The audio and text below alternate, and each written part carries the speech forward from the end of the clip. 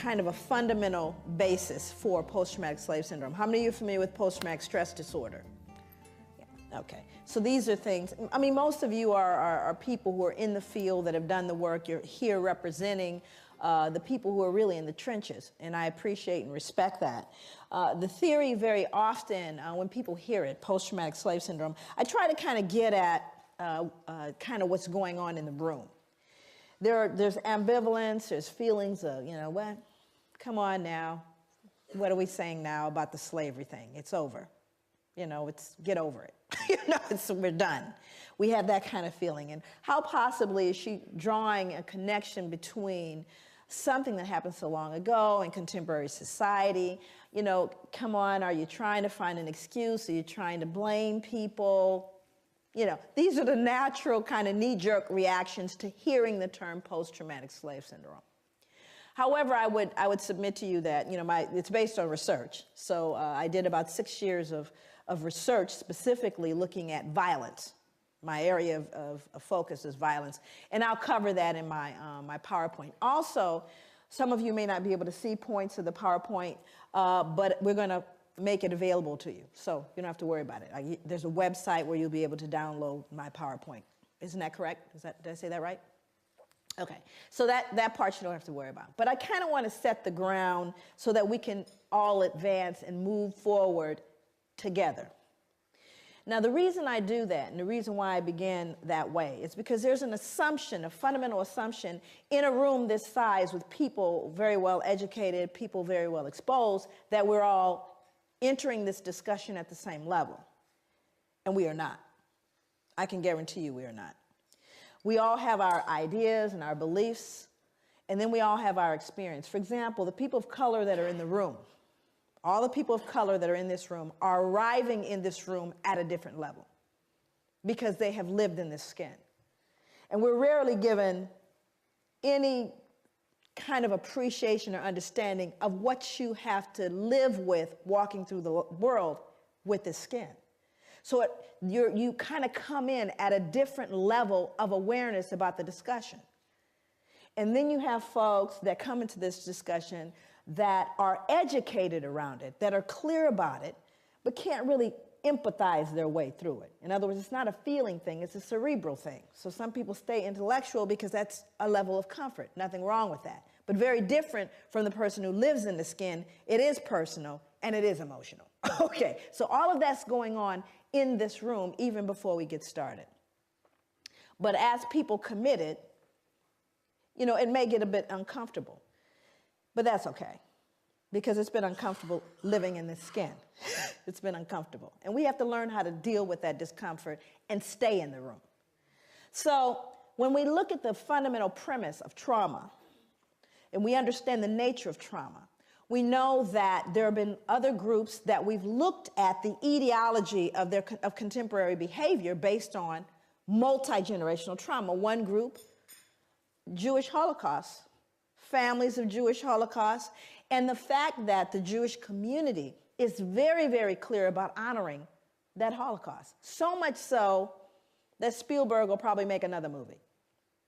And I'm not mad at him, because what he's doing is ensuring that the generations that come will never forget the Holocaust and its impact upon Jewish people. You'll look at folks throughout the world, even Aboriginal folks in the United States, where more focus is being done on what colonialism has done. We've looked at Japanese internment. We've looked at Australian Aboriginal folks. We've looked at multi-generational impact of trauma on people who have had tragedies like the tsunami victims. We'll look at everybody. But when it comes to looking at Africans, there's a visceral response. Oh, come on, let's not. Why are you? And it's a curious thing as a social scientist to me that you get so much pushback when you talk about Africa. And we look at the legacy of slavery. You get so much pushback, but more importantly is why do you get the pushback? See, as a social scientist, I'm less concerned with the material, which I'm clear about. I'm more interested in why the behavior. Why is there such reticence at looking at this issue? And the answer is, when you peel back the layers of this, we peel back everybody's layers. Everyone gets naked in this room, and that's not always comfortable.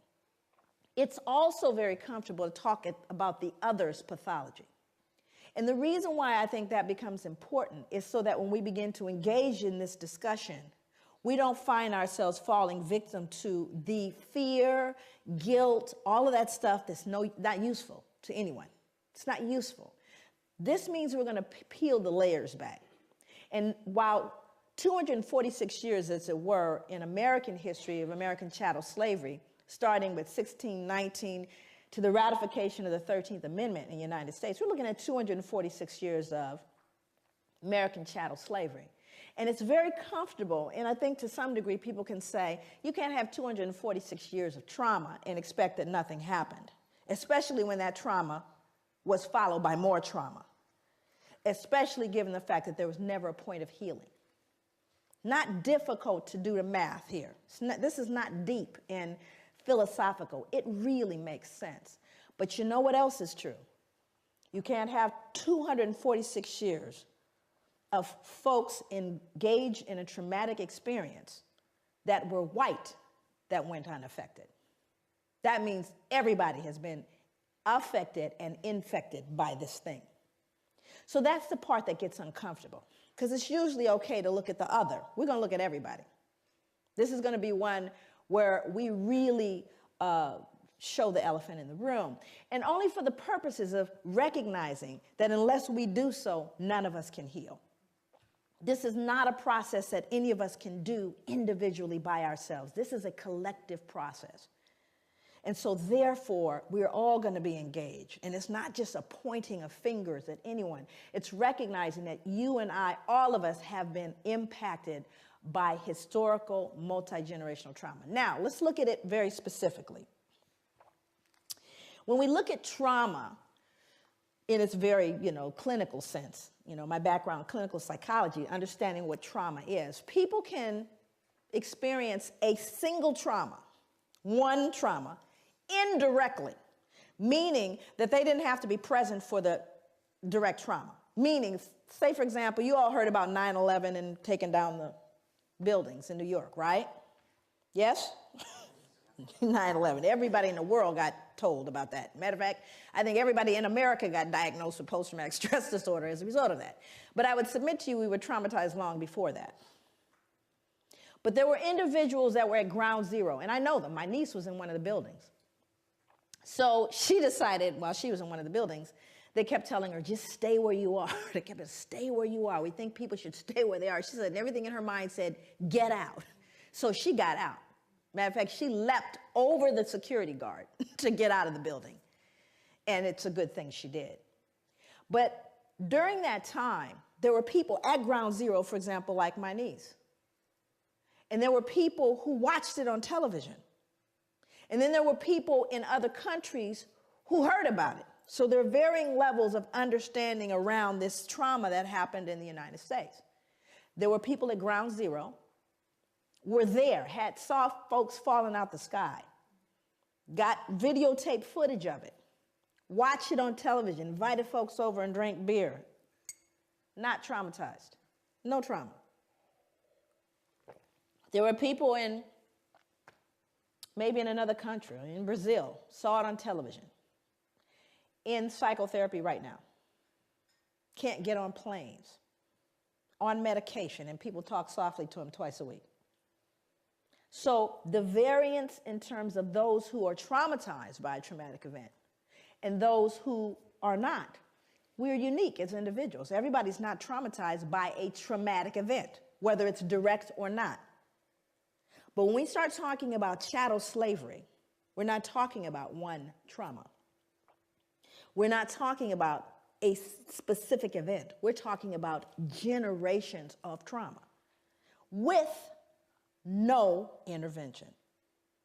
Based on what I know about sugar plantations, tobacco, the Caribbean, what I know about American chattel slavery and the plantations there, does anyone right now ever recall mental health assistance to slaves? Anybody remember sending in the therapist after I sold off your son, daughter, raped folks? At any point? Never. Second question. After slavery was officially over, now you're free. Anybody remember any therapy then? We know it's been rough, it's been deep for you, it's been difficult. We're going to do a little group therapy. Anybody remember that? That would be no. Number 3, after slavery officially ended, both in the States, in the Caribbean, the British ended, do you remember whether or not trauma continued? Did the trauma continue for people of African descent? I need to know. Okay, so now let's do the math. Hundreds of years of trauma, no treatment. Freed, more trauma, no treatment. What do you do the math? Do you think there may be residual impacts of that trauma? Of course there is. It didn't end, friends, and it hasn't ended yet. So I think on one point, African people and people of African descent are extremely resilient. Matter of fact, I think we're a miracle. Far be it for us to pathologize or to look and cast this idea of weak and sick people. Oh, on the contrary, I'm profoundly resilient because we've done everything we've done thus far with no help, with not even the ability to have this discussion. As though it were possible, we escaped injury in all those hundreds of years and the years that follow. So this kind of journey I'm going to take you on is going to be one that really gives a perspective on what this trauma was, what it looks like, and clinically, what is post-traumatic stress disorder? What does it look like? Now, let me give you a little snapshot. We'll get into it in more depth a little later. But post-traumatic stress disorder, if in fact you are diagnosed with that, again, remember, direct or indirect trauma, here are some of the symptoms. A feeling of foreshortened future. Now, what does that mean? A feeling, well, you're not going to live long. How many of you are running into young people that don't believe they're going to make it past their 20s? Feeling of foreshortened future. Exaggerated startle response. Outbursts of anger. Difficulty falling or staying asleep. Hypervigilance. Right? These are symptoms of post-traumatic stress disorder. This is like DSM stuff, Diagnostic Statistical Manual Mental Disorders. It's in there. And there's a whole listing of all these symptoms. Now, I want to roll it back so you can understand what the transmission theory is, because I'm going to talk about transmission. So how does a person that's been traumatized by post-traumatic, literally has a diagnosis of post-traumatic stress disorder, and can we, if we are logical and we are reasonable people, assume that a fair number of Africans had to have had post-traumatic stress disorder? You think? I'm not talking about us, I'm talking about them. Untreated, though, right? Okay, so now let's do the math. Mom, who saw dad sold or sister raped, has post-traumatic stress disorder. Still mom, though, right?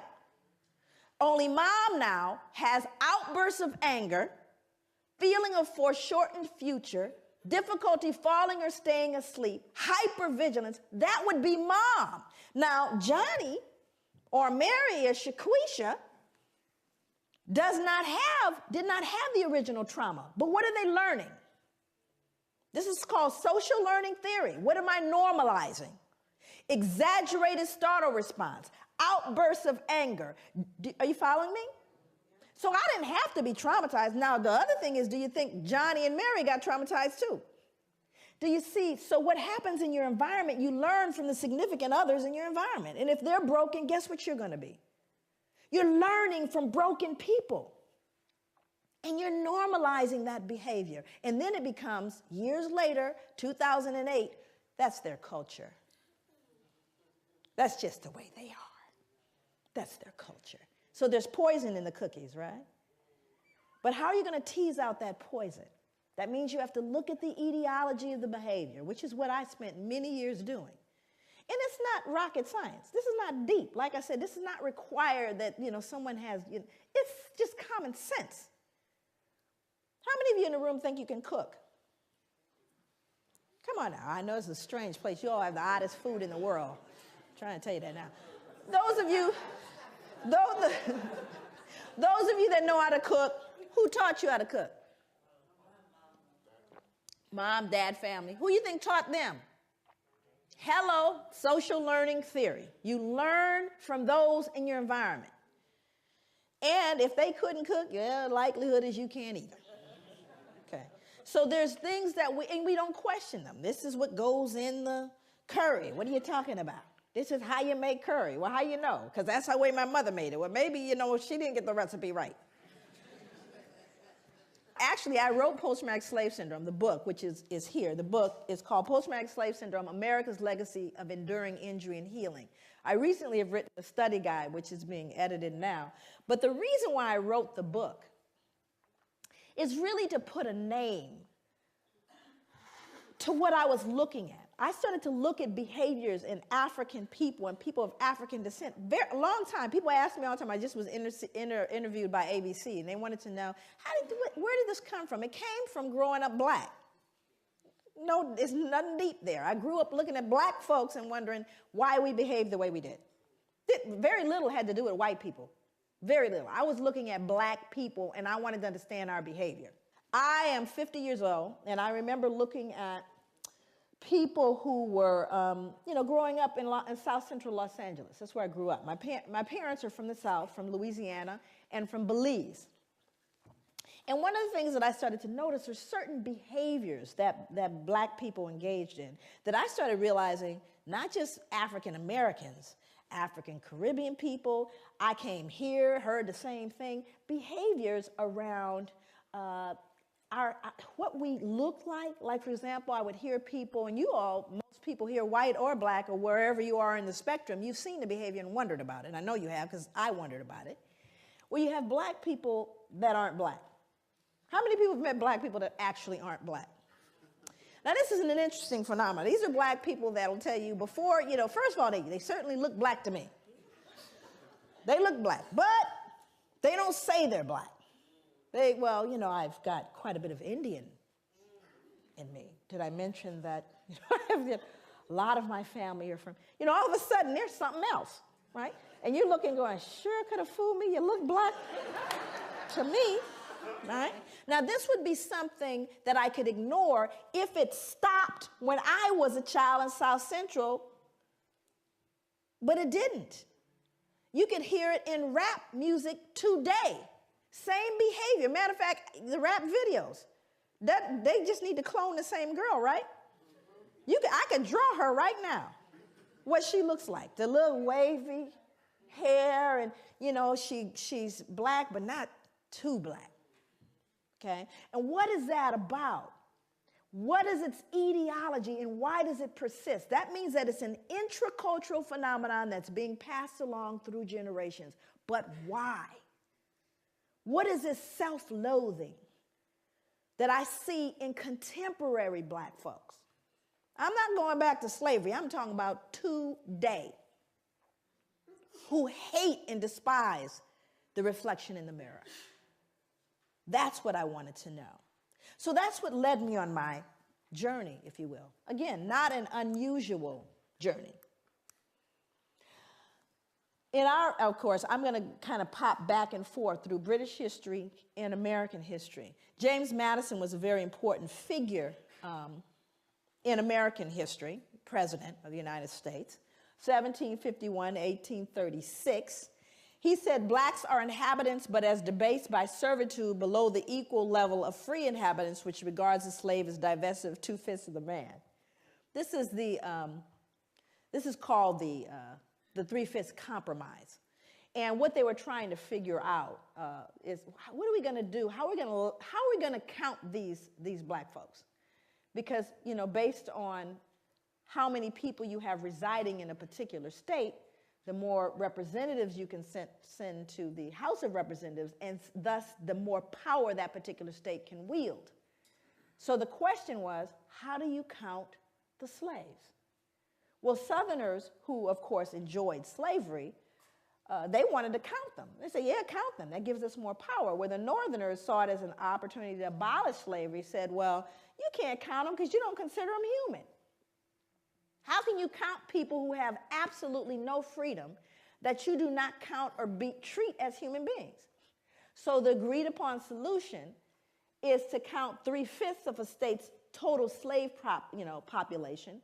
And so as a result, they became 3/5 of a man, divested of that. But it's almost as though you're not talking about a human being anymore.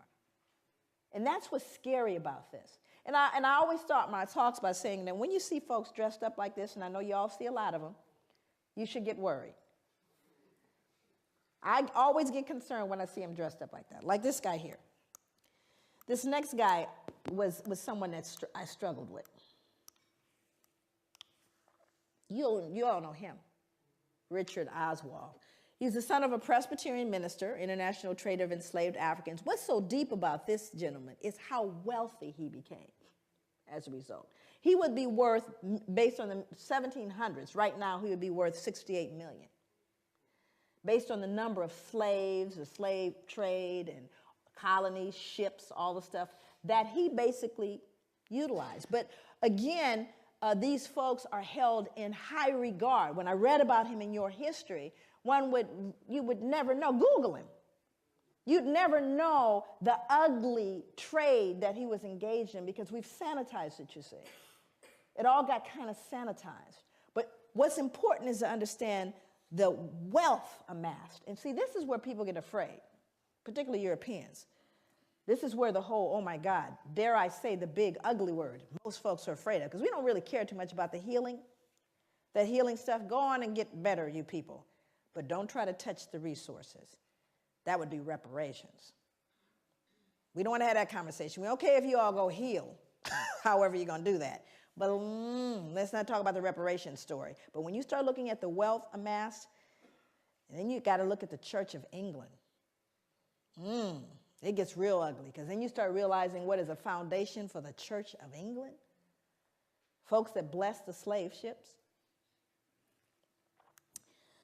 And then, of course, and this is interesting about John Newton, because we all know about, the first thing you hear, John Newton, what's the next thing you hear? Amazing Grace. John Newton, Amazing Grace. Well, let's figure out what happened before he got Amazing Grace. He said slaves are lesser creatures without Christian souls and thus are not destined for the next world.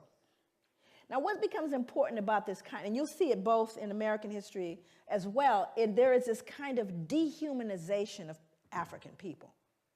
Because you got to ask yourself this question: how do people who deem themselves superior, who see themselves as the civilizers, who recognize themselves as what we call manifest destiny, the white man's burden of civilizing all the rest of the races, how do you reconcile being the superior being and engaging in barbaric behavior?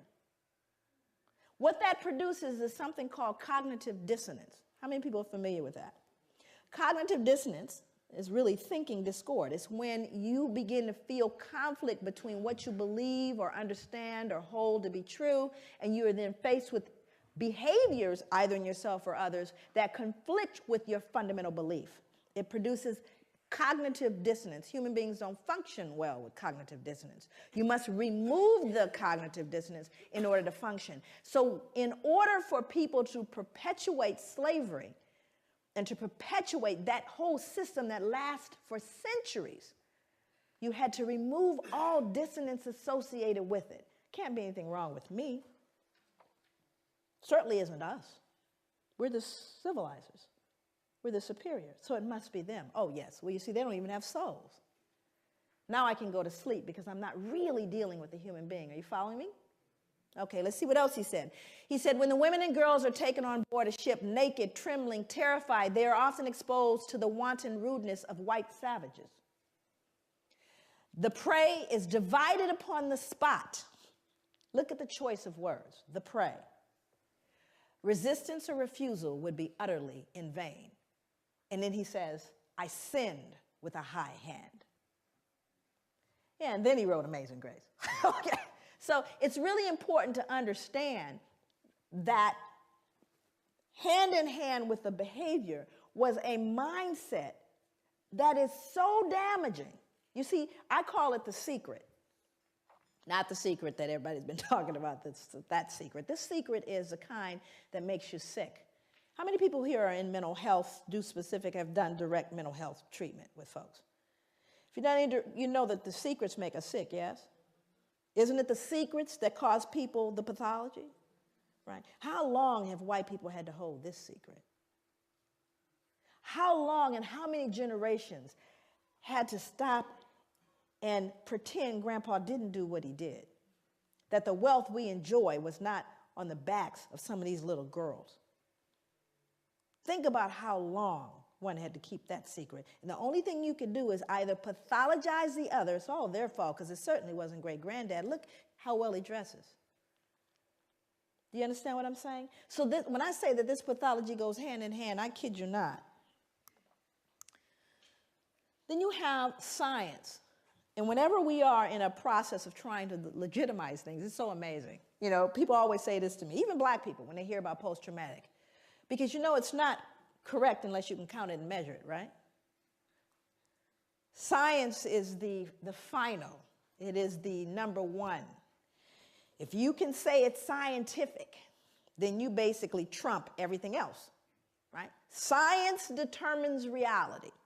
So if we can scientifically assert a thing to be true, then in fact it is true, because it's scientifically proven. It's a scientific fact. Matter of fact, that's what people will tell you when you try to say to them, I don't know if I agree with you. You know, it's scientific. It's a scientific fact, what I'm saying here, right? Which somehow makes it what? True. And it's also in a book. Now let's do the math. It's in a book, and it's scientifically proven. Did anybody here realize that recently we lost a planet? Anybody know what planet we lost? How you lose a planet? You know, I became fond of the little picture with we lost a planet. We didn't lose a planet. You know what it means? Science was wrong. Now, have they ever said, you know, we were wrong about that planet thing? No. It's called a paradigm shift. So let's go to science. And I think it's important that we do. So we go to someone named Carl von Linnaeus. Now, Carl von Linnaeus becomes an important character in this whole conspiracy of silence and legitimacy and removing the dissonance. Carl von Linnaeus developed a system based on a criterion of skin color and laid the basis for 19th century racial classification. Linnaeus properly began the science of anthropology. So here we have the father of anthropology. Although color classification of races dated back to the ancient Egyptians, anthropologists refer to Linnaeus's Systema Naturae of 1735 as the first modern study of man. While Linnaeus advanced classification with his use of a color criterion, he also fixed on his 4 families of man certain moral and intellectual peculiarities that continued into the 19th century anthropological vocabulary. He described Homo Americanus. Who might that be? That would be Native Americans, American Indians. Homo Americanus. And what did he say about them? He said they were reddish, choleric, obstinate, contented, and regulated by custom. Homo Europaeus, as white, fickle, sanguine, blue-eyed, gentle, and governed by laws. Homo Asiaticus, that'd be Asians, as sallow, grave, dignified, avaricious, and ruled by opinions. And Homo Afer, as black, phlegmatic, cunning, lazy, lustful, careless, and governed by caprice. These insights into what Linnaeus defined as racial character, personality traits, behavior, intelligence, language, and a host of other related categories were transmitted into subsequent attempts at a science of classification and became more fixed than the races themselves. Not a shred of science here. But it is in a book. And it's touted as science. And what's more important, you know, my students, I teach graduate students in social work. And they'll say, but Dr. Leary, my God, we're looking at 1707 to 1778. We are, right? After all. But do you not hear these same attributions today? You know, those blacks, they're lazy, you know, all of the exact same, am I telling the truth? In your newspapers, in your accounts of them, do you not hear these very same things? So does it matter that it started in 1707 and 1778 and has no scientific merit? That's multi-generational, is it not? It's being passed along. Part of the swallowing into the social gullet. Those are the beliefs, you see. So it doesn't matter whether it's true or not. And thank you, Carl von Linnaeus. Again, he's removing the cognitive what? Don't they deserve to be treated the way we treat them? Have we not just justified what we've done? After all, I just told you this is who they are. We're not wrong. We're just trying to keep the domestic tranquility. Makes sense. I'm having a clicker thing. There we go. Johann Friedrich Blumenbach. Just look at him. He's not right. We could tell already. But he had to contribute his part as well. He says, now this man, Johann Friedrich Blumenbach, he was an individual. How many of you are familiar with the term Caucasian? Oh, yes. Then you know Johann. He would designate 5 races or varieties of man in the second edition of his work on the natural variety of mankind. His division into Caucasian, Mongolian, American, Ethiopian, and Malayan races, with the added Carl von Linnaeus descriptive peculiarities, became the subsequent basis of most 19th century anthropomedical studies. While Carl von Linnaeus founded his system principally upon skin color, Blumenbach considered a combination of color, hair, skull, and facial characteristics as fundamental means for classifying the 5 varieties of man. Central to his study was the Caucasian, a term which he originated. He took the name Caucasian, listen for the science, from Mount Caucasus because its southern slope had cradled what he felt to be the most beautiful race of men, the Georgian. The Caucasus near Mount Ararat, upon which the biblical ark came to rest after the flood, seemed the appropriate source for the original race of man. No science yet. Now I'm going to quote him. These are his words. For in the first place, the stock displays, as we have seen, the most beautiful form of the skull, from which is a mean and primeval type the others diverge by most easy gradations on both sides the 2 ultimate extremes, that is, on the one side the Mongolian, on the other the Ethiopian. Besides, it is white in color. Anybody here ever met a skull that wasn't? Besides, it is white in color, which we may fairly assume to have been the primitive color of mankind. Zippity-doo-dah, no science, nothing to found this whole thing. He figured white skull, humanity began white. It's scary, but it's in a book, and it's touted as science, and we swallowed it without question.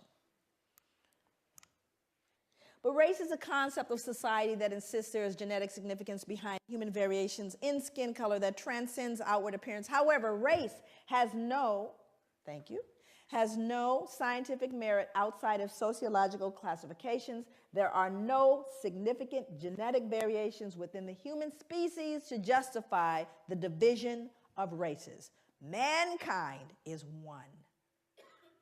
We are one humanity. Isn't it a shame that we are still debating that in 2008? But the reason why we continue to debate it is we still try to reconcile the ugly stuff that we've never dealt with.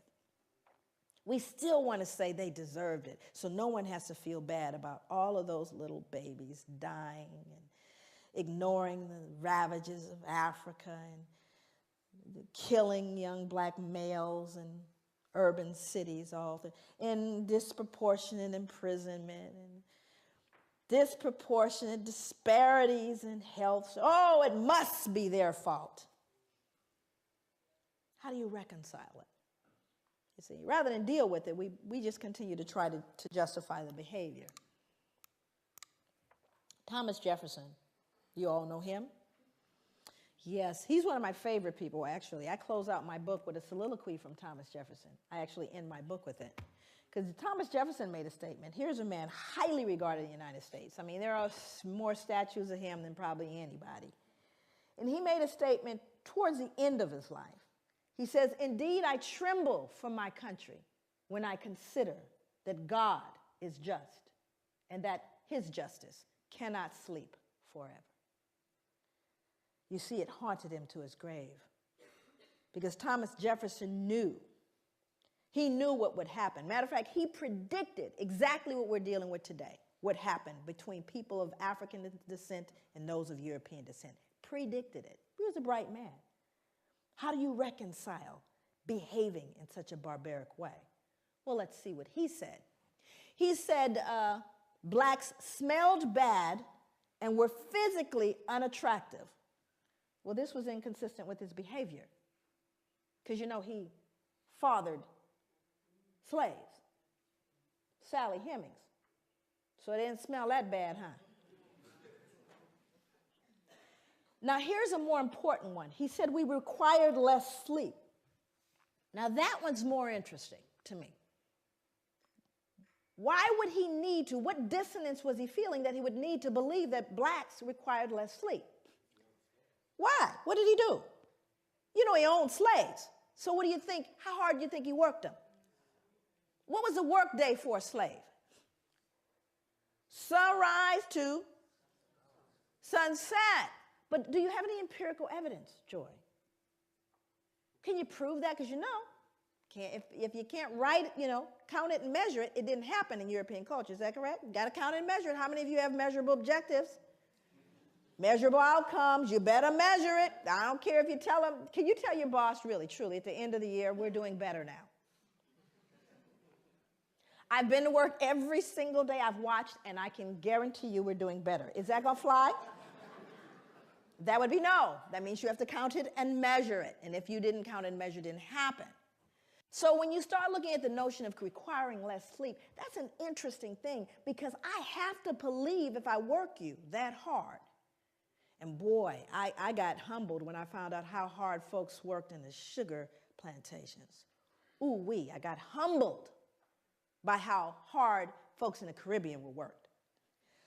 But what I decided to do is I looked at the Library of Congress. Most of my work over the 9 years that it took to write the book, 6 years of that was research. The other part of it had to do with doing interviews of elders and reading slave narratives, and there are thousands of them. This is just one taken from the Library of Congress. Sarah Gudger from North Carolina wrote, "Never known nothing but work, never knew rest, felt like my back was going to break. This the gospel truth." Then I looked at what happened in the sugar plantations, and this was amazing. One final set of grim numbers underlines the way slaves on sugar plantations like Codrington, which was a plantation in Barbados, were systematically worked to an early death. When slavery ended in the United States, slaves imported over the centuries had grown to a population of nearly 4 million. When it ended in the British West Indies, total slave imports of well over 2 million left a surviving slave population of only about 670,000. More than twice as many slaves were shipped to the island of Jamaica alone than all 13 North American colonies combined. The Caribbean was a slaughterhouse. In fact, the reason why there was more importation of slaves to these plantations is because they died so frequently. They were treated so badly, ate so poorly, that females never reached their menstrual cycles. They never actually started their menstrual cycles, so they couldn't reproduce, you see. And so many of them died, they had to import more. That's how treacherous it was, you lazy black folks that you are. Isn't that ironic, though? What's so ironic is black people run from the shame of feeling like they're perceived as lazy. I mean, I live with that so much that when I would go to hotels, I would leave it cleaner. Because your mother, everybody's mother taught you, leave it cleaner than you found it. So black folks are so hypersensitive, I was cleaning up the hotel room because I wouldn't want anyone to think I'm dirty, right? Now, other people in the audience that are of color, how much harder did your parents tell you you had to work to get to even? How much harder? You had to work twice as hard. Now, how come I knew that about you? How come I knew that? Think about it. And yet at the same time, white people think we're lazy, you see? But we're so hypersensitive because of the shame, right? And then our ancestors were worked to death to death. Recently, they unearthed a slave cemetery. They unearthed actually a slave cemetery in New York City. It's on Wall Street, by the way, in the shadow of the bull. Unearthed a slave cemetery, and they still to this day they're struggling. They recently, have done a lot in terms of commemoration. I went to it took me everything to get to it. They had it blocked off so you couldn't get to it, but because they didn't want to deal with it. You can't just bulldoze a cemetery. So here in all these skyscrapers in the middle of it is this little cemetery, and there's slaves in that cemetery. More important than that was what the bones told us, because now you got CSI. Hell, I can go in there and tell you what's going on now. So with the CSI thing, now they've discovered a little bit about the bones. And to me, the most phenomenal thing about the bones is what they told us about those people and how they live. Majority of the people in there were children, infants and children, high mortality, infant mortality rate. They even know what they died of. Died of malnutrition and starvation, because they could tell by the rotting of the teeth and the jawline. So even though they most likely grew food, they weren't allowed to eat it. And then they found something even more peculiar that speaks to this idea of why he believed we required less sleep. They would show a large frame man, and they would find an injury where the muscle actually detached itself from the bone as a result of exertion and not injury. Stay with me. It detaches itself from the bone as a result of exertion. That means you work so hard, the muscle detached itself from the bone. You don't see those kind of injuries in contemporary society because no one's going to work that hard. Unless, of course, you have a gun trained on you from sunrise to sunset. So we do have empirical evidence of how hard folks worked. Then he went on to say that we were dumb, cowardly, and incapable of feeling grief. Why would Thomas Jefferson need to believe that? Why would he need to believe we didn't feel grief? What was he doing, do you think, that produced cognitive dissonance? You were killing people? Not only were you killing people, beating them, you were selling them, yes? Selling mothers away from their children and husbands away from wives. And surely they don't feel it, because if they felt it, that would make them human like me. So I simply say, and you see, it's not even so much that he said it, but he was an important person. If Joe, nobody said it, but he said it. So what do you think the rest of the folks, uneducated laborers, believed? Well, they don't feel grief, After all, Thomas Jefferson says they don't. So he becomes a critical person in making those statements. But you see, it was all to relieve and to settle the conscience that he died with. But these become very important as you see how these things move forward. Then there was J. Marion Sims. I won't spend a lot of time with him. He's another figure. You can Google him. There's a statue, actually, of him in Central Park. And J. Marion Sims was an individual credited. He was a father of modern gynecology. How many women in here know what a vaginal speculum is? And for those men in the room that we lost, a vaginal speculum is a device designed to open up the vagina. It was considered one of the most important advancements in medicine that was made. He was credited as being the wealthiest wealthiest physician to have ever lived. And what's interesting about him, look at the medals pinned on him. I was just very curious about how it was they regarded this man, because no one ever really looked at how did he come up with that vaginal speculum. The way he did it was he actually worked on unanesthetized, did experiments on unanesthetized slave women. He created a makeshift hospital in his backyard in the mid-1800s. He built the first vaginal speculum from a pewter spoon.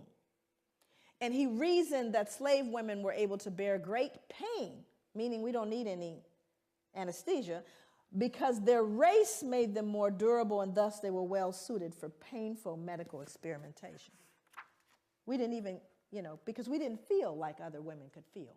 This man would cut into women, cut into them, and just said, well, since they're black, they don't really feel it. Unbelievable.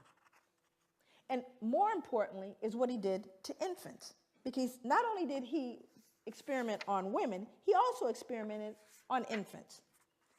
He said that black infants suffered from something he called trimus nascentium, which is now commonly referred to as neonatal tetanus. Neonatal tetanus originates in horse manure, which was a likely cause of the disease in slave infants. He attributed it to the indecency and intellectual flaws of slave infants, together with skull malformations at birth. That is a shoemaker's awl. And that's an 1800s shoemaker's awl. He would stick that into the heads of brand new infants in an effort to realign their skulls based on the indecency and intellectual flaws of their parents, to treat the malady. Of course, it was 100% death rate. But that's what he would stick in the head of a baby at birth. And so these are things that are so horrific that you can't possibly wrap your head around it. And this man is, just Google him. And you think to myself, I think to myself, if I were up here in front of you right now, and this is going to become very important as I move into the other slides. If I stomped a puppy to death out here, up here, just a little puppy, and stomped it right here to death in front of you, most of you would need therapy. And I would be arrested probably faster than killing a black man for killing a puppy. How could you do that? Do you realize how much dissonance you have to remove in order to stick that into the brain of a child? More importantly, the child can no longer be human. Are you understanding what I'm saying? The reason why he could do it is they weren't human. They didn't even feel pain. That's what this man believed. Now, you may look at that and go, those are horrific things from the past. There's a book out right now, not table reading. It's called Medical Apartheid. This is written by Harriet Washington, came out last year. This book chronicles the experimentation on black people up to contemporary day. See, we want to look at the Tuskegee experiments. We want to look at Sims and go, oh, that just still going on. Implicated, Harvard, Johns Hopkins, because we weren't what? Human. So that dehumanization is something that we really got to appreciate. Went on for a long time. Can you go back? Back one more. No white could ever rape a slave woman. The regulations of law as to the white race on the subject of sexual intercourse do not and cannot, for obvious reasons, apply to slaves. Their intercourse is promiscuous. We've now justified raping black women because they can't be raped. We aren't raping them. They're promiscuous by nature. So we can't do it. Forward, one more.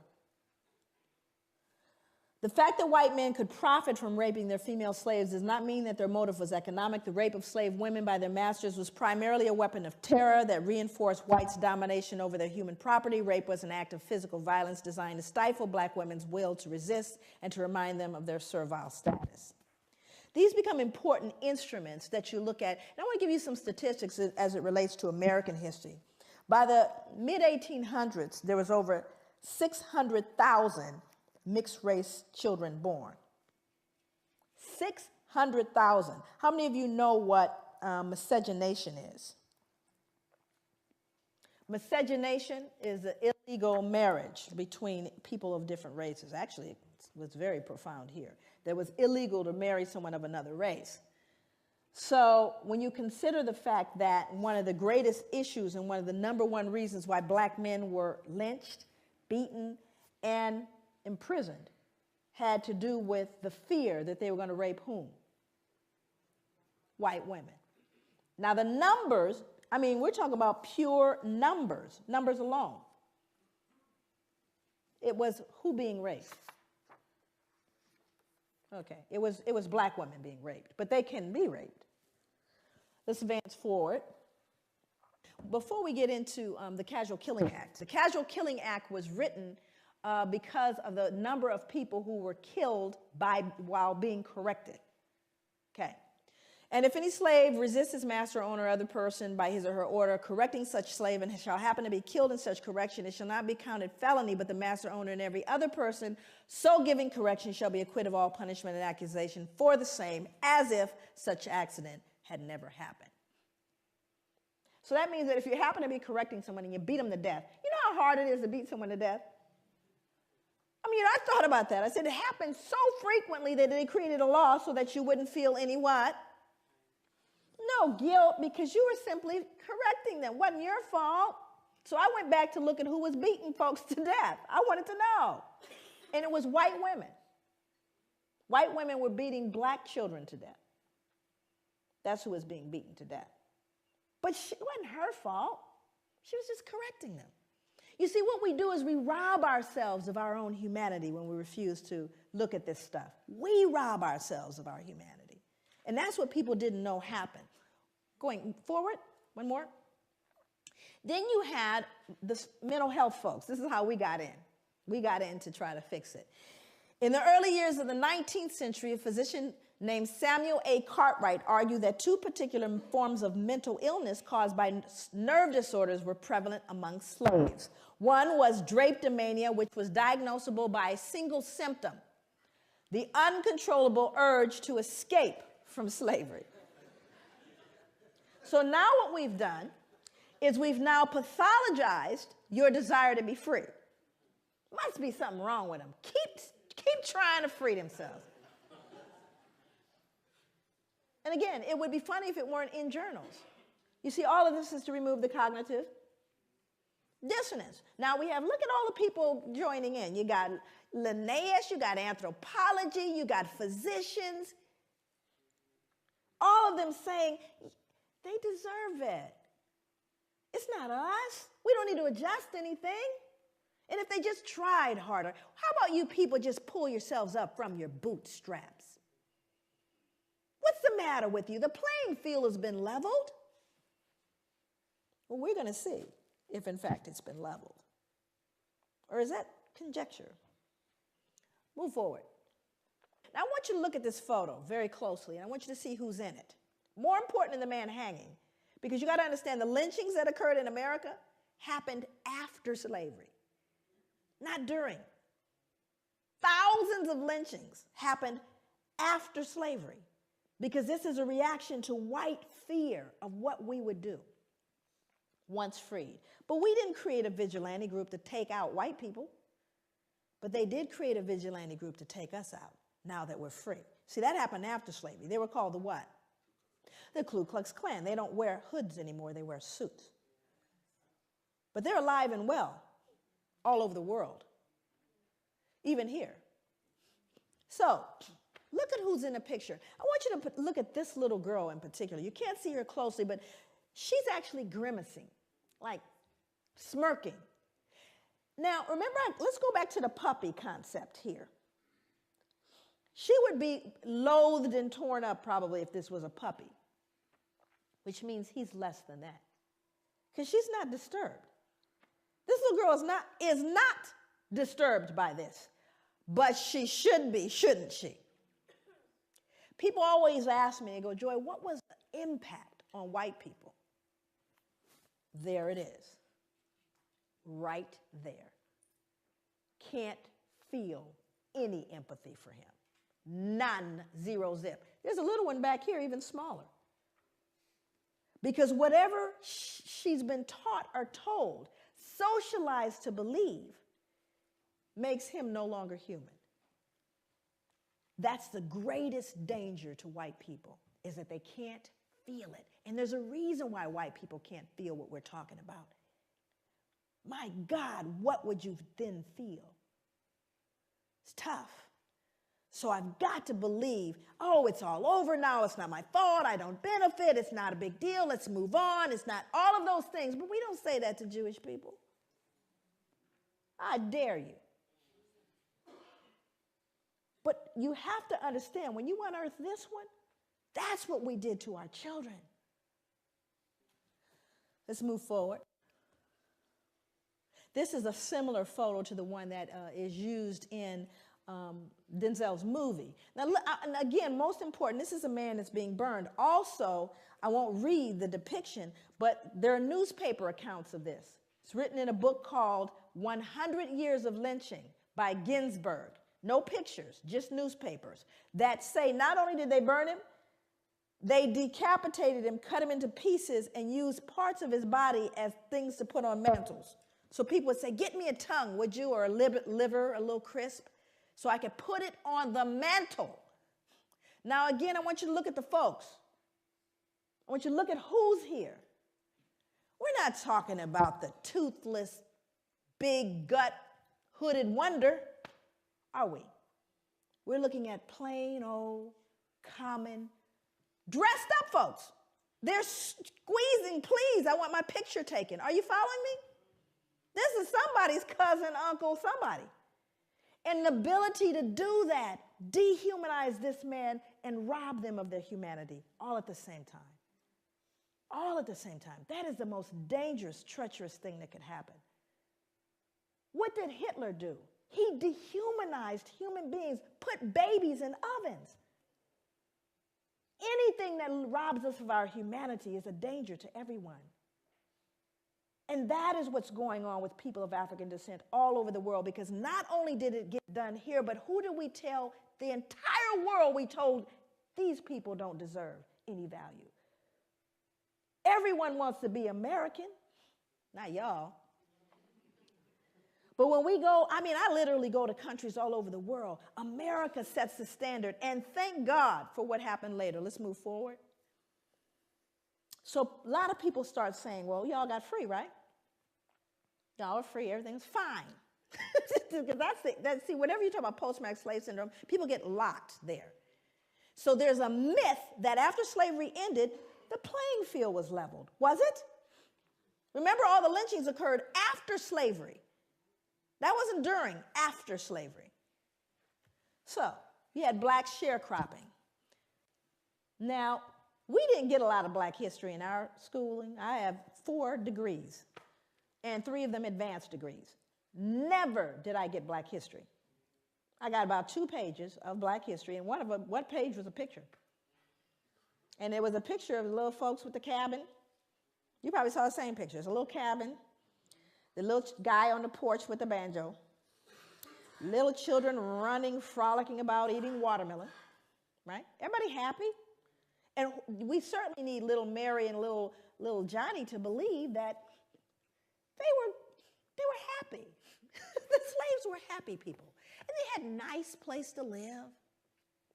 Because we couldn't have them feeling cognitive what? Not little Mary. She can't start questioning what Grandpa did. So I want you to see this, because those are leftover slave quarters. He's a sharecropper. So now let's go back and take a look at sharecropping. Now these are folks that were slaves, no longer slaves, decided I'm going back to be a sharecropper on the same plantation that I was enslaved. Why would you do that? Let's move forward. Here's why. Because when you did try to leave, and you go north, because you're free. I want you to go north now. I live in Oregon, right? That's where I live. Here we go. No free Negro or mulatto not residing in this state at the time of the adoption of this Constitution shall come, reside, or be within this state, or hold any real estate, or make any contracts, or maintain any suit therein. And the Legislative Assembly shall provide by penal laws for the removal by public officers of all such Negroes and mulattoes, and for their effectual exclusion from the state, and for the punishment of persons who shall bring them into the state or employ or harbor them. This was repealed November 3rd, 1926. My father was alive. Section 6 said, if any free Negro or mulatto shall fail to quit the country as required by this act, if guilty upon trial, shall receive upon his or her back not less than 20, no more than 39. We'll beat you. That if any free Negro or mulatto shall fail to quit the country within the term of 6 months after receiving such stripes, he or she shall again receive the same punishment once every 6 months until he or she shall quit the country. We're going to beat you till you leave. But you're free. The playing field is leveled. Pull yourself up from your bootstraps. Are you following me? So he went back to the plantation. Let's go back.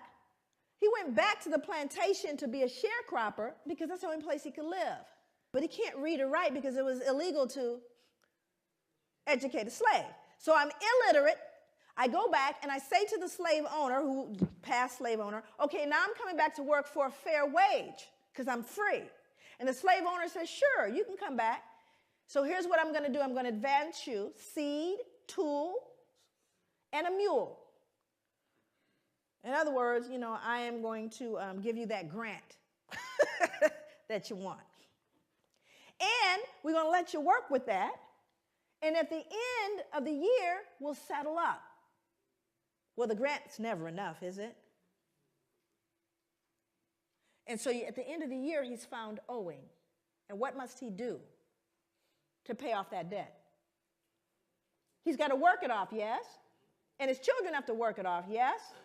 That's called debt servitude or another form of slavery. But you all are free. What are you whining about? Let's move forward. Move forward. So, well, can we lease them? Now, everybody wants to know big issue. You have overrepresentation here. Guess how I know? Overrepresentation in the criminal justice system has its etiology. It was big business then. It's big business now. You're going to get free labor one way or another. New slavery is imprisonment. Well, let's see. Why was this? It was so successful. By the mid-1898, nearly 3/4 of Alabama's total state revenue came directly from this institution. Well, of course, I wanted to do research on what they did because they're free. But now we're arresting them at alarming rates. And for what? 12 years for vagrancy, loitering, startling a white woman, looking menacingly at a white woman. That's what they got 10, 12, 15 years for. And many of them, 25%, died under convict lease, more than during slavery, because there were no protections, because now we have another label to justify our behavior towards them. And what's their new label? Well, after all, they're convicts. They're criminals. Don't they deserve it? Do you see what I'm saying? So when did it end, is the question. Move forward. You all heard about Katrina, yes? Yeah. See, I was there. My family's from Louisiana. I went to the 9th Ward. Sometimes you can't pay attention to what the news says. It's important to actually go eyeball what's going on, which was very interesting, because it was one of the most horrific events I'd ever seen and probably will ever see in my life, where black folks were just simply treated differently. Did you notice that? Here's the good news about Katrina. Everybody noticed it. So all the rest of the world where we learn, send us your poor, your huddled masses yearning to breathe free, your democracy, your equality. They said, what happened with that Katrina thing? All that stuff y'all talked about. Well, let me read this. This is from Associated Press, taken straight from the newspaper. In the front, actually, the top part here is actually a woman, but they think it's a man. Anyway, it says, a young man walks through chest-deep floodwater after looting a grocery store in New Orleans on Tuesday, August 30th, 2005. Same body of water down here, excuse me. 2 residents wade through chest-deep water after finding bread and soda from a local grocery store. Now, same event, same water. White people, black people. We've told you what you see now. That removes your what? Dissonance, because these people can't be perceived as looting. They're white people. White people don't loot. Now, the truth of the matter is, I don't care what any of them are doing. It doesn't matter, but I'm going to still the social conscience by letting you know, don't forget, this is a looter. Matter of fact, what you last heard was that they were looters and rapists. Did you not? So don't they deserve it? That wasn't back in, slavery though, was it? Now we're going to kind of move into operationalizing that to look at what is it, how do we begin to connect that behavior, that history to what we're dealing with and what you're dealing with right now and what we're seeing. And very often people say, well, is everything post-traumatic slave syndrome? Obviously, that would, trivialize all the work. We cannot lay squarely on the shoulders of post-traumatic all the problems that we see, nor can we place all the problems squarely on the shoulders of white people or any of the above. So hopefully we won't digress into anything that is that foolish in terms of a discussion. Because, that's another thing that happens in terms of trying to deal with the pushback around this. Then we move into extremes, and it tends to dilute the realities that are going on. So hopefully we're way beyond all that. Well, now she's saying everything is post-traumatic. No, I'm not. And most of my work, my background is really in the field, doing work in the community and grassroots. That's where my training was in terms of my clinical work.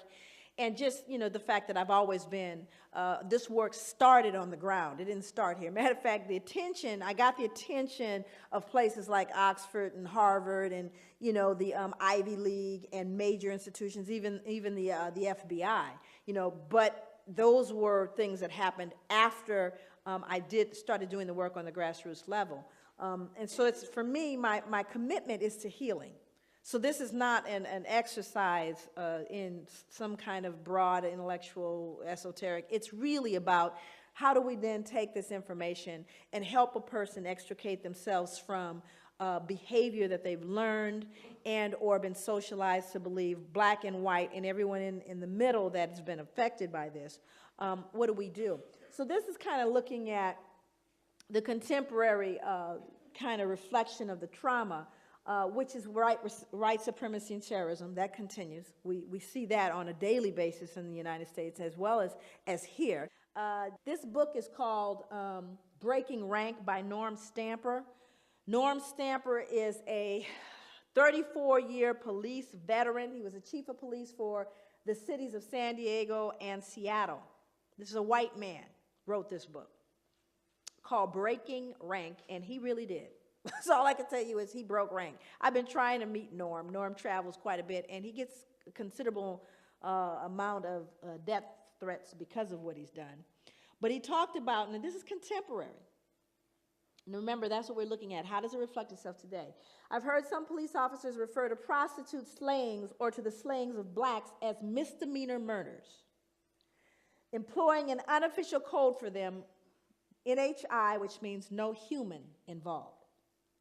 Now, these are on telephone calls. These are on calls that you hear on police officers speaking, hey, what do you have? Well, we have an NHI. We have no human involved. It's a black person killed. Do you see what I'm saying? Again, the dehumanization reflecting itself in just their casual involvement with one another. San Diego cops confessed to a myriad other acts of discrimination, including additionally dehumanizing the references to blacks on a radio call, just an 1113 nigger. 1113 is a code for an injured animal. How many people think they understand what racism is? Show of hands. Come on, you think you know. I'm not suggesting I know. I just have a couple of definitions that kind of came to me as I thought about. How many people think there are white racists? That there are white racists out there? How many think there are black racists out there? Okay. Now, this is an interesting thing because this becomes important as we begin to define concepts. Now, I do that. I usually define concepts all the way. But one of the things that I do is I try to help people get a picture of what I mean by racism. So tell me how it is. I'm going to, first category is white racism, then we'll deal with black racism. So white racism. Tell me the ways in which white racism adversely impacts the lives of black people. Just what are the ways that white racism can adversely impact the lives of black people as a group? What are some of those ways? I'm sorry? Power, but how is that defined specifically?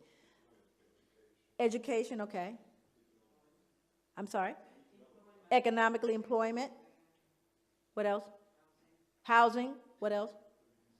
Policing. Why are we here today? Healthcare, okay. Now, we could actually kind of grow that list. Now we're going to move over to black racism. Tell me the ways in which black racism adversely impacts the lives of white people as an entire group. Thank you. The reason why you become silent, there's one that always comes up, and that's fear. White people are afraid of black people. They are afraid of us. And it's a very interesting thing because black people know it. We know white people are afraid, but you have to start getting into the psychology. What are you afraid of? Why are you afraid? But it's an interesting dynamic. Now, also you see the difference in what racism is, do you not? Racism implies you have not just prejudice, but the power to do something with that prejudice. Now, I don't like you, not only that, but I'm going to control whether you can get, I may say I hate you. I hate white people. I hate them. It's not going to change you getting that, loan when you go to the bank. I can hate you all the way to the bank. Not going to change. Do you see the difference? That whereas white racism says, not only do I not like you, but I'm going to change the impact of where you can live. I'm going to determine with that racism where your powers are. You following me? And I'm talking about as a group, not an individual, because people said, I remember when my uncle didn't. I'm not talking about your uncle. I'm talking about the whole group. I'm not talking about an incident. That's a difference. But white people are afraid. So let's get into how this fear impacts criminal justice. Because if white people in this room are afraid of black people, guess who else is afraid of black people? Only they have guns. So now let's look at what he said. Simply put, white cops are afraid of black men. We don't talk about it. We pretend it doesn't exist. We claim color blindness.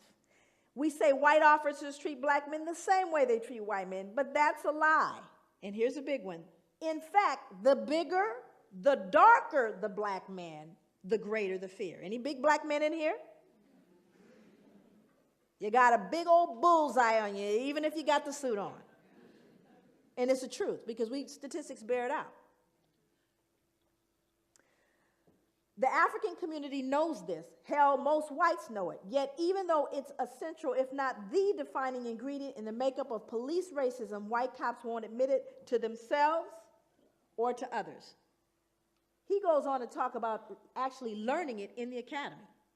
Norm Stamper, he told on everybody. He had folks indicted.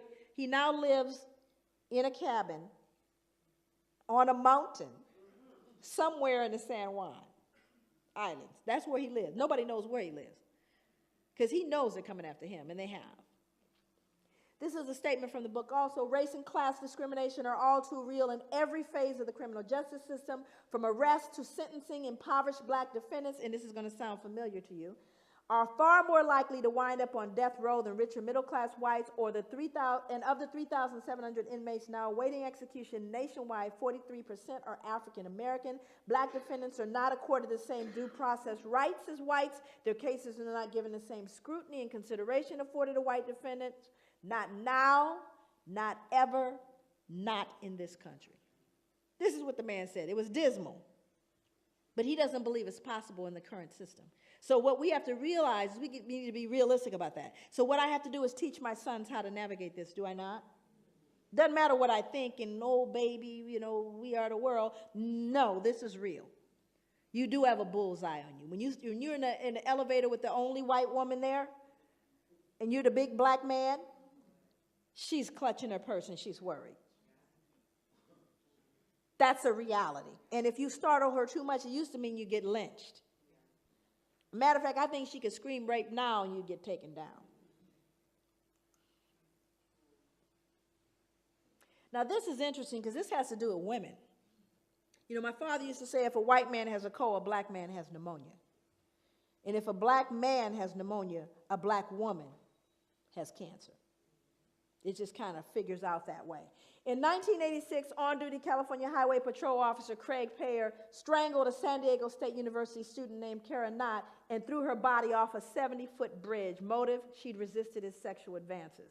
Now let's go back and understand that, and this is an interesting thing. I worked with adolescent and adult male and female prostitutes for 5 years. I don't want you to get that confused. I'm not an ex-ho. I've actually had people say, gosh, she's come along, she used to be. She's done so well. So somehow when I say that, people think I've never been in the life, okay? I work with adolescent, adult, male and female prostitutes as a case manager counselor, okay? And during that time that I worked with folks, it was very interesting to see the perspectives and the behaviors and the attitudes that people had about prostitutes. I mean, when folks want to be, if you want to start off as a serial killer, just go kill the prostitutes. Nobody cares. They don't even CSI don't investigate the prostitute slayings, right? But when we begin to see what's been happening with particularly women of color, you know, just historically, women of color have been fodder for white men. Now, what started in the backwoods or in the cabin with the slaves, it never went away, you know. And I want to speak to this because this is a tough one to swallow too. But imagine they did a study back actually in the 80s, and they asked men across the board, cross races, if you could get away with sexually assaulting a woman, raping a woman, in other words, and there's no possible way that you'll get, you know, penalized for it. Do you ever get, how many of you would consider doing it? This is just regular Joe, go to work with the kids. 70%. 7-0.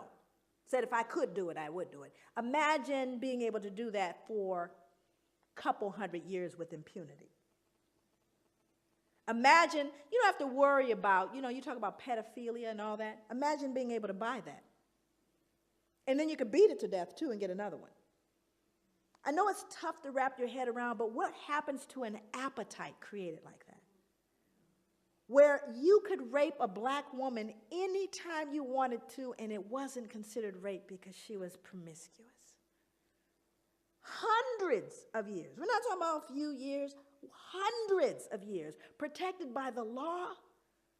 No moral. You could go to church. It was all good. Where do you think that went after slavery ended? It didn't go away because guess who's the number one? You got folks who are pimping the women, and then you got the ones that are buying them. And who's buying them? Same middle-aged white males between 35 and 60, married with children. 5 years I work with them. These are the Johns. Still are the Johns. And still are getting hold of some of that black body. Are you following me? This is really important to know. It just mutated into something else. So now we have to figure out a way within the legal perspective to deal with these women who are out of control. My cautious guess is that 5% of America's cops are on the prowl for women. Women, you need to get concerned. 5% of any police department. In other words, there are folks who become police officers because they're predatory. That's why. Think about it. We know where pedophiles go, don't we? You go where there are children. Thank you. So we got to understand police officers, plenty of them are twisted. And I've worked for the last 20 years with police officers. Trust me. I'm always concerned about someone that deliberately wants a gun, aside from the short man.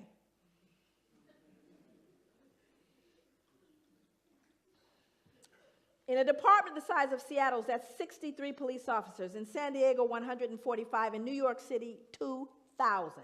The average patrol cop makes anywhere from 10 to 20 unsupervised contacts a shift. If he's on the make, chances are a predatory cop will find you or your wife, your partner, your daughter, your sister, your mother, your friend. That's in general. And you see, you get a freebie when you have a person of color because they have no rights. It is not hard to understand why people of color, the poor, and younger Americans did not and do not look upon the police as, quote, theirs. Compare and contrast. Are the police as an institution known for their protection of the innocent against deception, or do they deceive the innocent? Do the police protect the weak against oppression or intimidation, or do they oppress and intimidate the very people they've sworn to protect? Again, we're not talking about anybody that just fell off a truck. We're talking about a 34-year police veteran who went back, by the way, to get his PhD. Now, this was a study I did, the research I did. Now, let me explain kind of the basis of this research. 200 African-American male youth, 100 of whom are incarcerated, right? 100 of whom are not, but are from the same neighborhood. That was my, the group that I was working with. So one of the things that I wanted to do over here on the right side, what you see is my dependent variable, what I'm trying to predict. And what I'm trying to predict is the use of violence. So what I discovered was the most significant predictor of African American adolescent violence, when I did the multiple, in other words, I put all the variables together to see out what was most significant. The baseline variables are witnessing and victimization. We already know they're going to fall out because they're baseline. We already know that. Was respect. The most important predictor, respect. Think about that. How do you get respect as African American male, period, but a male youth 16 in your society? How does he get respect? Got to get it, though, because he's not going to roll up in a corner and bawl and die somewhere. He needs to get respect. And as black people, I say this all the time, I'll end here, that we can ill afford to swallow whole what is called cultural. We can ill afford to swallow that because there's poison in the cookies. And the only way to get the poison out of the cookies is not someone from the outside looking in, but those who are living in this to be able to look at themselves and assess it with a level of dignity, a level of safety that perpetuates a sense of well-being and healing.